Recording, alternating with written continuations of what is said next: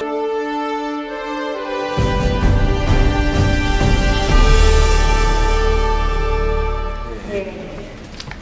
Vince. Thank you, Madam Deputy Speaker, for allowing me to speak in this debate. While I've already mentioned a few times in this place, carers played a different role in my journey into this chamber. I worked first-hand with young carers for 2 years, 2.5 years in fact, until I was elected to this place. And I really welcome the use of the phrase family carers in this debate. The charity I work for was actually called Action for Family Carers.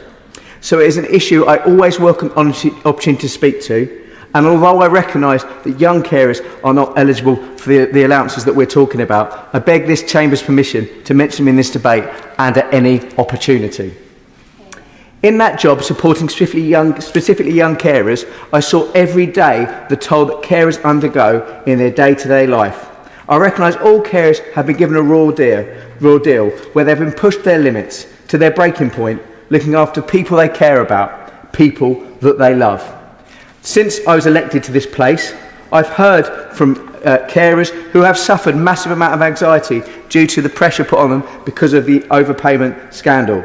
Carers whose lives have changed, who have given up careers to become carers for their loved ones. And of course, young carers who don't even consider going on to higher education because of the anxiety of leaving their cared ones behind. This cannot go on. This is a situation that is not only untenable, it's unworkable, and most of all, it's damaging to those who rely on in our most vulnerable moments. That is why I welcome wholeheartedly the news that the government has today announced it will launch an independent review of the carers' allowance overpayment, led by an expert in the matter. This review will cut through the mistakes under the last government, it will lay bare what we can learn, and will help us to avoid this happening in the future. There is no simple solution to improving the situation for unpaid carers, but this shows a clear commitment to finding the best way to improve it for many as possible, for as long as possible.